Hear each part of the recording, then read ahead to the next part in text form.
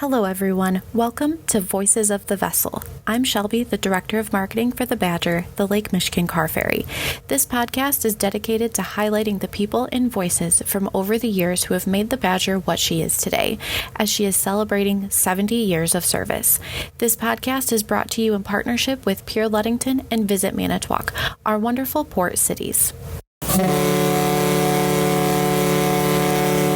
Today, I am joined by Audrey Robertson Boals, and she's a very fun woman, someone that I have very enjoyed getting to know. Being a Ludington local myself, it's just very cool the people you meet over time. And Audrey has a really cool story that she has agreed to share with us today, and I'm so honored to include her and kick her off as 70 years ago, she was on the first sailing of the Badger as her father was the original captain, Bernard Robertson, known as Bunny. And I would just love to hear more about your story and your dad and just your family in general. So thank you, Audrey, for joining us today. Well, you're very welcome, but thank you for thinking about me because it's a real honor to be able to be part of this tribute to the 70-year celebration. So I so much appreciate you hunting me down and asking me.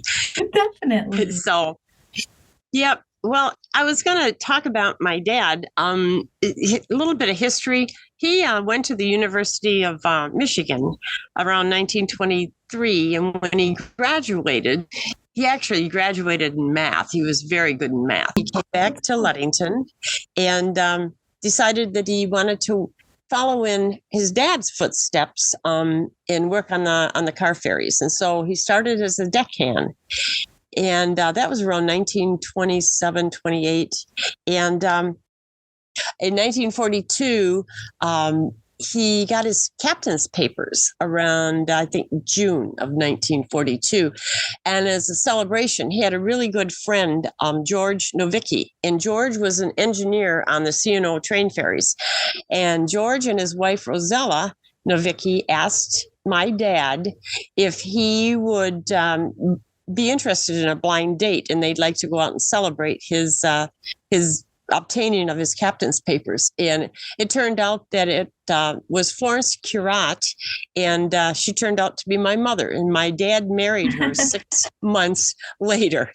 And my dad always said, if I didn't leave my boots or if your mom didn't leave her boots in my car, I don't know if I'd ever seen her again. But my mom lived out on the Curat farm, way out on Meisenheimer Road. And so he ended up taking her boots back to her. So that was a good thing. I thought that was kind of a neat introduction to mom and dad. Yeah. Yep. And I know one of the questions you had asked me was, what were the earliest memories of the car ferries? And, I was born in 46 and we lived on Gaylord Avenue, which was really close to the docks. And so as a little girl, I can remember, of course, the boats, there were 7 of them and they ran 24/7. And I loved the whistles. The whistles were the most important thing. And I always could tell at an early age which boat was coming in because, the 18 would have one. I can't remember what the 18 was, but I know the 31 had 3 longs and 1 short. And then the 32, of course, 3 longs and 2 shorts. And then the Badger, of course, had 3. But in that time, I always knew which boats were coming in the hole. And I thought I was pretty smart as a little girl.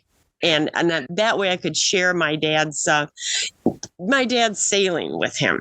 Yeah, and that's amazing. And the thing is, when my dad, I was 7 when my dad took the Badger out on her maiden voyage. And every time I heard those 3 whistles that he was coming in the hole, I always knew I better have my toys picked up. I better have the clothes hung up. I better have everything in order because I had a half hour from the time that whistle blew until he docked that he'd be home.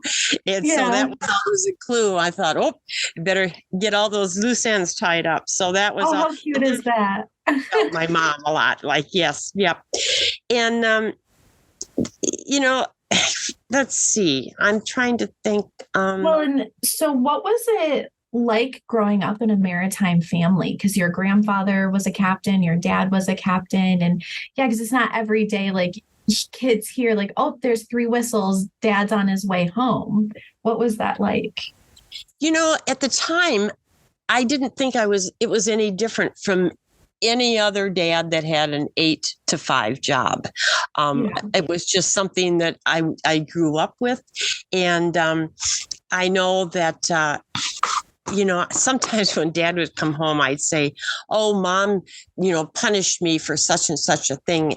And my dad's big saying was, Aud, I make the snowballs and mom throws them because I can't be here all the time. And that was about, he had the rules. So he had a lot of input, even though he was away for 21 days. Yeah. But when he was home, he had 8 days off. And at that time, we had one of those big old lumber houses on Gaylord.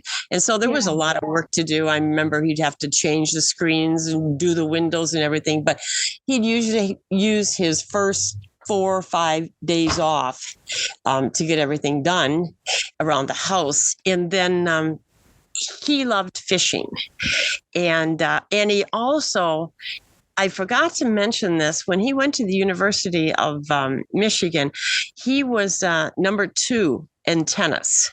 Really? And so between tennis, taking me to Oriole Field, the old courts at Oriole Field, I started as a very young girl. On his 8 days off, when he wasn't working, we went to play tennis, or he took me up the river fishing. And to this day, I can outfish anybody in my family. And I'm not bragging about that. We have a lot of competition when we go fishing. Also kind of wanted to ask you, and you kind of answered, like, what's it like having your father be the captain? Because it's like in Ludington, the car ferries were such a part of the community in the area. But it sounds like, like he was a lot of people are quick to say, oh, the captain of the car ferry. But it sounds like you guys had a really fun and loving, full relationship too of, yes. I never really, it meant nothing to me that my dad was the captain. Everybody had a job, and it was like, so I wasn't impressed by that. We just went on living. And I think now more so, I am really, really proud because of all the history. Actually, I have five generations of history on the Great Lakes of my family. That's amazing. My great uncle, William Pryor Robertson, he was the original captain of the Chief Wawatam when it sailed up there. Wow. Mm-hmm. Well, And my my great grandfather, Henry Robertson, he owned the Drewer, Dewar, which was a tugboat in Ludington, and he also was affiliated with the car ferries. And so was my other great grandfather, Sutherland. He was a boiler man. He inspected boilers, and I actually have licenses that they had. So, when you asked me about how did I feel, that was just another job, and it was just so natural. So maybe this is partially where like your fishing skills come from, is that you're meant to be on the water, meant to be on the Great Lakes. Oh, yes. But my dad never, ever would go in Lake Michigan fishing. Really? And he told me that is as dangerous as Lake Superior. It can change in a flash. Mm-hmm. And so we always did the PM Lake or the PM River. But to this day, he would have that perfect firsthand knowledge of that, where a lot of people don't realize that Lake Michigan is as beautiful as she is. She can turn in an instant. That she definitely kind of has a mind of her own at times. And I think that's kind of one of the neat things about the Badger is that she was built for the Great Lakes. A lot of people don't realize that, she was meant to sail in all types of weather all year round. And if you're not fishing off a boat the size of the Badger, it can be very dangerous that we can't fish off the side of the Badger. But But could you kind of describe a little bit, just the impact of the ferries to the community? Because you talked about how there was the 7 different car ferries that came in and out of Ludington. And we're obviously very honored and lucky and glad to still have the Badger today. And especially my family and my father are very quick to say, like, Shelby, you're missing out because you only get to see the Badger sail. Like back in my day, we would see multiple come in and out in a day, that it was just normal. Well, I mean, it's a real gift even now to the community. Growing up, I didn't realize how important, I mean, the Badger was, I never realized, and I found out later between the car ferries and Dow Chemical, they were the real stability of the city of Ludington, where people really that's how they made their living, and they were, it was a good living, a very good living. Well, and I didn't realize that until later, when I actually probably got the job. Well, and it's funny, like I feel like you and I have a lot of similarities in a way, but my family, they had a lot of history in Dow in the area, where, being that I work at the Badger now, I'm one of probably the first, managers, directors who my family didn't work on the car ferries, but they worked at Dow. So it's just funny, that whole but they were also connected because the car ferries would help bring supplies to Dow. And I think it's just a really good point, that just how it's all connected, and transportation and logistical. Absolutely. And so I think that, is a huge bonus to the community that a lot of people don't realize. Of today, we carry a lot of passengers and still cargo and semi trucks and things, but those rail cars. But it's good for the community. I mean, we still, without that transfer, people being able to come to Ludington even now is great for the community. It's still a stability in different ways, but it really helps businesses. And it's fun to see all the new faces too. It is. Because I think our population goes from about 8,000 plus to probably 40 to 60,000. I don't know, maybe, but there's a lot of people that have homes that spend the summer there. I would agree. It's probably like that. It seems like in the winter it gets so small and quiet. In the summer it's bustling and fun, and it's just really cool to me to. So it does impact the community even to this day. It's just fun. Yep. It is very fun. So what I think is so cool, and I honestly am a little jealous of myself, is that you were on the first sailing. What was it? What's it like to say you were on the first sailing, and what was the fanfare like? And do you remember anything special from that day? Well, my dad was captain on the City of Flint and the City of Saginaw, and then I remember my mom saying, "Oh, Bunny, I got to go to Grand Rapids because I've got to get a new outfit for Audrey and myself." And I was like, I don't know what's going on. I was only 7 years old, and I probably could have cared less. I'd rather play on the monkey bars at Lakeview School because we lived right across the street from there. And so I remember going to Grand Rapids, and of course, Mom bought me an outfit, and she got herself an outfit, and came home, and it had this pink straw hat with it, and I did not like it. But I ended up having to wear it anyway. But I remember my dad came home and he said, "Now, Aud, you need to be on your best behavior." And when my dad said that, I was on my best behavior. I didn't touch anything. I didn't say anything. I just was a little quiet little mouse just standing there. And the memory I have is in the pilot house. And you remember they used to have, this even happened before on the other car ferries that I used to get to go up on the bridge. But they had those spittoons. Oh, fun, yeah. And my dad always said, "Don't go near that." I had no idea what it was. I thought that it housed a snake and it was going to come out. And I remember being in the pilot house, and I looked around and I said, "Where's that shiny brass thing. And he said, we don't have them on here. So really? It was only on, I didn't see it there. Maybe I don't ever remember it being in the pilot house, but that was one of the things I remember when I got up there, because they were going to take a picture of Mom, Dad, and I. And I thought, oh, I better stay away from that brass shiny thing. And it wasn't even there. So again, that was a funny the thing. Badger and the Spartan were at that time like the newest technology, the new shiny thing. So yeah, they probably had some updated. I know. Well, they had updated technology at that time in there. How cute. And I think it's so cute of, you talk about going to Grand Rapids, because Grand Rapids to Ludington is about an hour and a half. So it is kind of a big deal to have to go all the way to Grand Rapids to get an outfit. How fun. And that is a You big have deal to know that my mom took me to Grand Rapids every single week from the time I was 4 years old, because I took piano lessons. Oh, really? And that was a long, long Saturday. And her sister lived in Grand Rapids. And so we stayed at the sister's house and then drove back on Sunday. So, Grand Rapids without the expressway, that was every back road you could think of. Was it still about an hour and a half?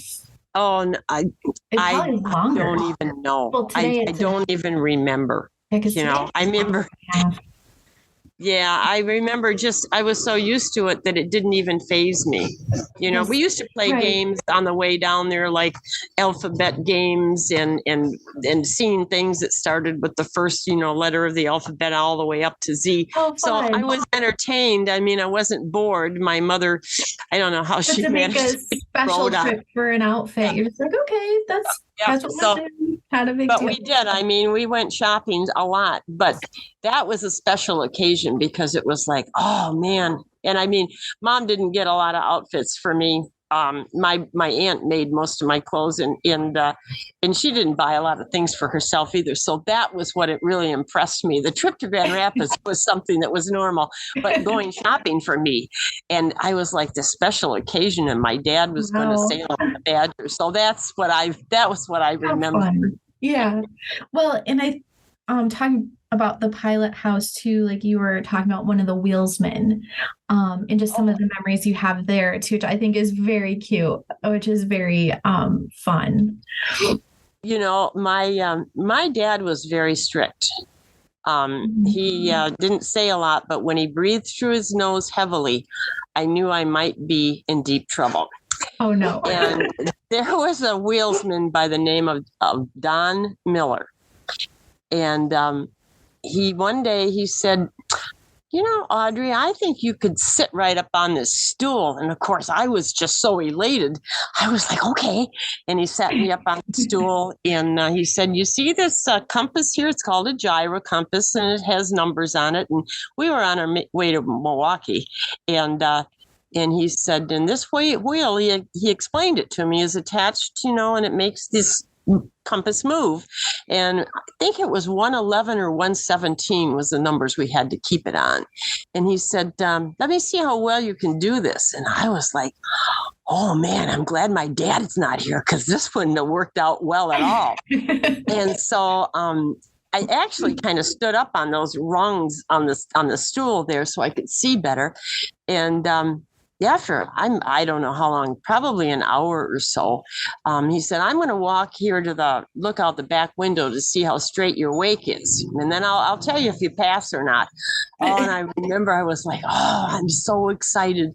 And he goes, you're pretty good. And at that time, my dad came out of his stateroom and walked up to the pilot house. And I thought, oh, I'm doomed. And I thought, and he's going to fire Mr. Miller. So no. He stood at the top of the stairs, and I kind of looked at him. I remember smiling, and he looked at me, and I heard him breathing through his nose. And Mr. Miller goes, Cap, she's just fine. She's just fine. And my dad never said a word. He turned around and he went back to the stateroom. And he never mentioned that ever to me. And I used to wheel a Wow. lot after that. Yeah. Did you? But he was like, I think he was thinking, oh, his responsibility. Now, when I think back, is so great. Those people have huge responsibilities with dealing with, the crew and the safety and Sure. everything. But he never said a word. He let it go. And then I got to do it just about every time Mr. Miller was there, which he was there a lot, and I sailed a lot, he would let me do it. And so that was one of the highlights of being on the Badger, and it wasn't my dad that let me do it. So, Well, like you could almost be known as Mr. Miller's little prodigy. That see, you do have it in you. That you did get your sea time in. Talk about the 5 generations. That make sure you include right. yourself in that too. Yeah, right. Well, my dad, they had the main gyro compass was in a room in the back of my dad's stateroom. And he did take me in there and he said, do not touch anything. This was when I was older. But he did say, this is where the main control is. And that's the gyro compass that you're using. So, I mean, that was kind of his way of saying, I've accepted it. And as long as you're good about it. But I remember that it was so dark in there. And even when he turned the light on, it was still dark. But yeah, I remember that. That's amazing. Well, you've definitely earned your sea time and sailor rights, I would say. And now, a word about our partners in our port cities. If your idea of the perfect vacation is sugar sand beaches, clear blue waters along 28 miles of Lake Michigan shoreline, outdoor adventures, climbing to the top of historic lighthouses, or exploring a charming downtown, Ludington is your destination for pure Michigan fun. Ludington's unspoiled natural resources offer the quintessential up-north experience, all within easy reach, located at the intersection of US 31 and US 10. No matter what you're seeking, a beach or outdoor adventure, a peaceful getaway, or just a community of friendly faces, you can find it all in pure Ludington. As a Ludington native, I know I sound biased, but Ludington is truly an astonishing place. There's always something going on, amazing places to dine and get drinks, along with unique attractions you won't find just anywhere. Plan your visit today at pureludington.com. Manitowoc, the maritime capital of Wisconsin, is the perfect vacation destination for those seeking adventure, a little relaxation, or a whole lot of fun. With sandy beaches, miles of biking and hiking trails, a real World War II submarine that you can both climb aboard and sleep on, a strong art scene, variety of breweries to explore, and array of annual events and festivals, Manitowoc offers so many unique and exciting options for visitors to add to their travel itinerary. As a frequent visitor to Manitowoc, I can attest to the thriving and charming downtown. From classic candy and ice cream parlors to outdoor music venues, there's so much to explore, experience, and enjoy in Manitowoc. I always look forward to going back. Start planning your getaway to Manitowoc, Wisconsin at visitmanitowoc.com. So did you ever have a favorite ferry out of all of them that sailed in and out of Ludington? I did. My favorite ferry was the City of Midland. A lot of people say that. That was something that my grandfather, Charles Robertson, brought out Oh, how in cool. when did she come out? 1940. Okay. Mhm. Of course, I wasn't born then, but every once in a while, for some reason, we couldn't get Dad's boat to go to Milwaukee. And so Mom and I would end up on the City of Midland. And I loved that boat. It was the staircase. That was the one thing I remembered about it. And all the different lounges that they had for different people doing. I know now one was a smoking lounge and one was this lounge and different lounges. But I never, ever wanted my dad to ever know that I wanted to take the City of Midland more than I wanted to take the Badger. So that was my favorite car ferry. But of course, my dad ruled, and so did his boat. But those are my memories as a young kid, thinking, I hope we can't catch the Badger so we can get the City of Midland. but I'd never That is want sweet. Dad to Well, know. that's so cool that you had that connection with your grandfather on the city of Midland. Because, and I mean, I've seen pictures and I've heard so many wonderful stories about the city of Midland as well. That, just being the sister fleet there, that I think it's so important, to highlight their stories as well. That, I mean, the Badger is amazing. That I'm glad I've gotten to sail on the Badger myself. That I would have loved to have said I could have gone on the city of Midland as well. So what do you love about the Badger? Like, what's your favorite thing to do on board, or thing that you look forward to, or anything specific about the Badger that I think I probably I just like walking the deck now. Yeah. And I like looking up in the pilot house, and I can just picture my dad being up there. And he used to tell me when he was sailing, don't go by the window, because people aren't supposed to be up here. So you need to stay away from the window so that people down there don't see you. And so now I purposely look up to see if anybody has that privilege of being up there. But I just like being out on the bow. I just have memories of the watchmen. Especially when they went through to Jones Island dock. It was a very, very narrow passageway when they opened Milwaukee. And the watchman used to call up to Dad, 2 feet, 1 foot. And so being on the bow, even though I can't really, I suppose I could climb up and look over, but I love just pretending, even now, thinking how on earth they got through that, and they didn't destroy it, and they did that for years. Well, they did it like every day, multiple times a day, depending on. Yes. I watch our crew dock in Ludington and Manitowoc, and I mean, it's astounding. It's amazing. It's such a cool thing that it's easy for me to say that everyone needs to like see that, experience that. But I see old footage and videos of going into Kewaunee and Milwaukee as well. And it's like, what a skill, what an amazing feat. And they just did it like, okay, it's Tuesday. Like, we're going to go into Jones Harbor today and make it look super simple. To me, that's just amazing. I know. And, you talked about, the stability of the Badger and how she was made to sail, the construction of her. And I can remember when I was a kid, especially during the summertime, we didn't have a lot of storms, but Dad knew I loved storms. The higher the waves, I just wanted to go with him. And so he, once in a while he'd say, I think you need to make a trip with me. I think we're going to have a little bit of he used to call it a walleye chop. And so, and I do remember the one time I was lying in his bunk because he was on the bridge, and I had a hold of the sides, and my feet hit, my head hit, and I had to hang on. It re-rolled. So, and that is something that I will never forget. And he came down after it kind of subsided. He goes, "You got your sea legs on yet?" And I said, "Yeah, Dad, I can get out of the bunk now. I'm good." So that was one of the stories I remember being on. I like rough weather. Yeah.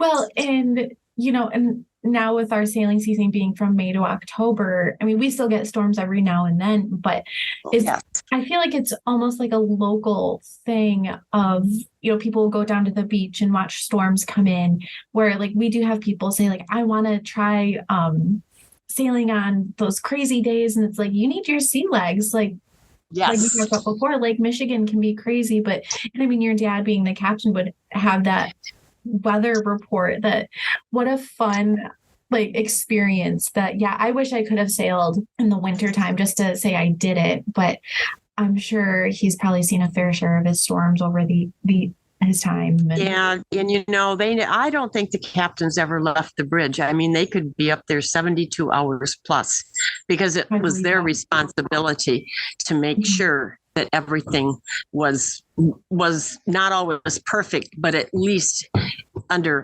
control. And that's a huge responsibility. Definitely. And just what a crazy thing to think of like all that responsibility in one person.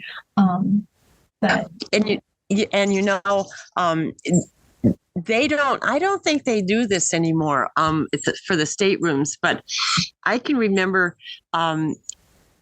they would come with the key when she had docked, and then boom, boom, boom, Ludington, boom, boom, boom, Ludington, and they would go down the whole aisle. And do you know that there were people that slept through that and made a round trip without ever getting off? Do you believe that?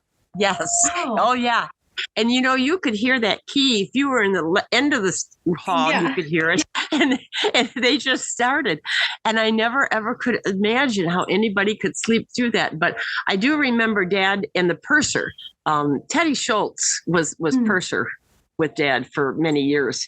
And I can remember they were in discussion every once in a while, how they were going to handle this. And because there were people that were upset that they didn't make it to Milwaukee, or they made it back to Ludington again. But the key, it was just how they could sleep through that, but they did. Well, and it was.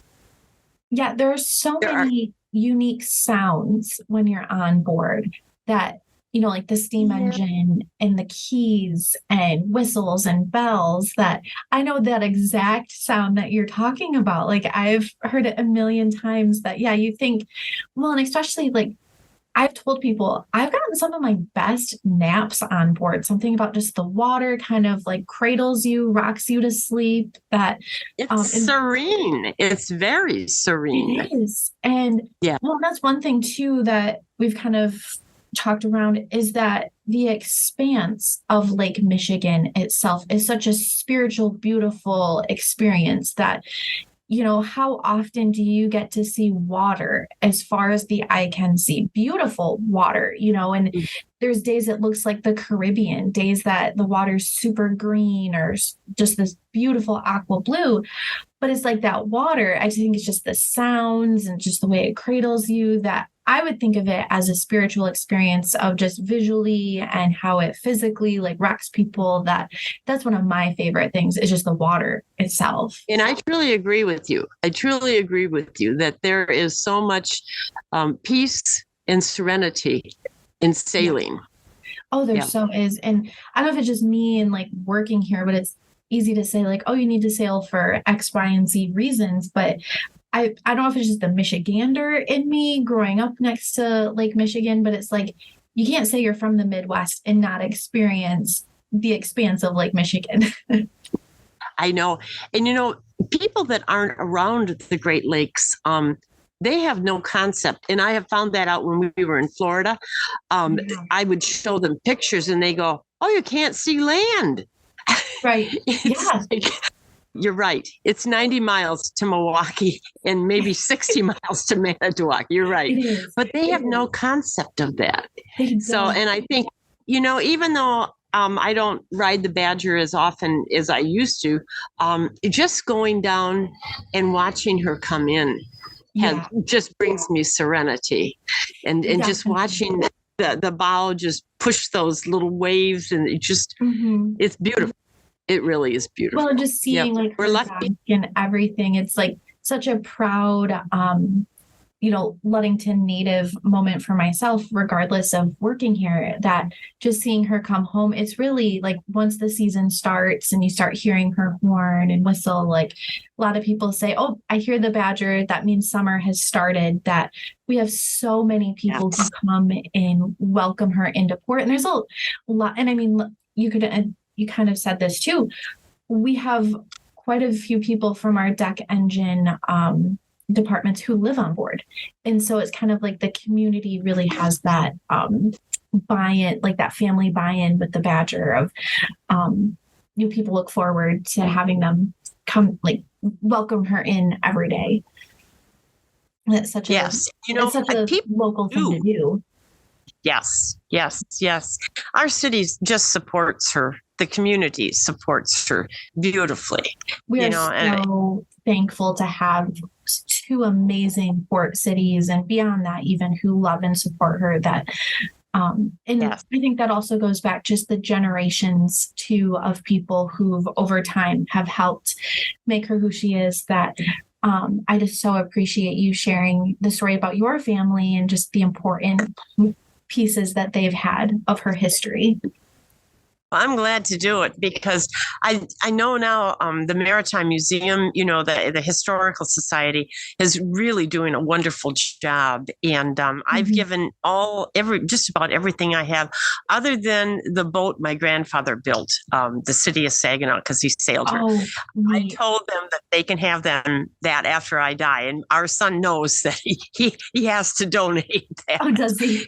But that is just, I'm just so oh my gosh, I'm just humbled that I have all the materials that I do have that would help to piece together the history that that everybody in the community really does enjoy, and those that come in to visit can learn from.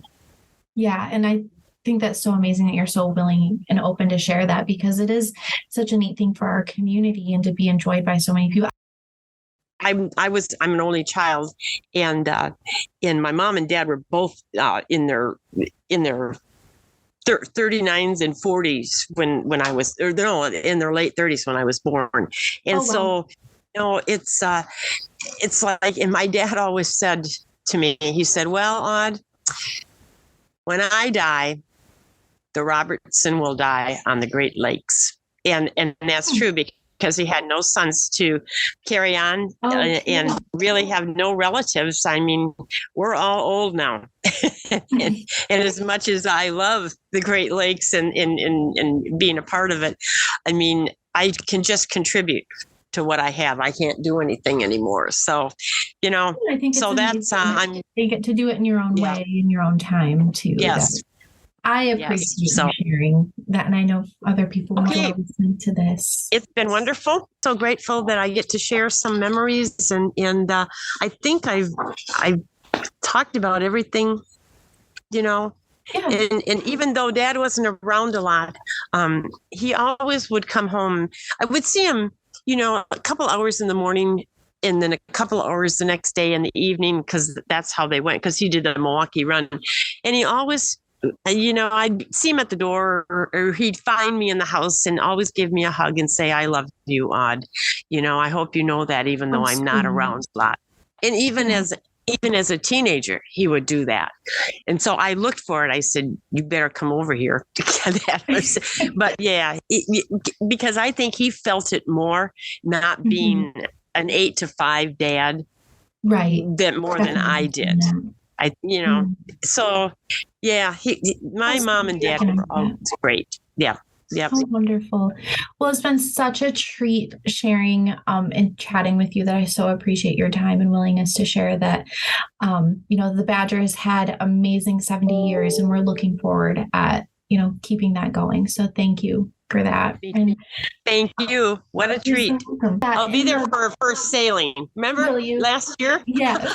I got in that night and caught her the next morning from Florida. I know, that was so, looking back, it was such a cool, meeting you by chance like that. I'm so glad that we met. The Great Lakes, they're big and expansive, but they really have a way of drawing people in and connecting people. And the car ferries are definitely a testament to that, of just how they connect people. Just so cool to me. Perfectly said. Yeah. And it amazes me just every year, every season, the more and more I hear of people that we met on the car ferry, or, it connected us in this way. I've met some of the most amazing people on board that I don't know if I would have met elsewhere, that I'm just glad that you're one of them.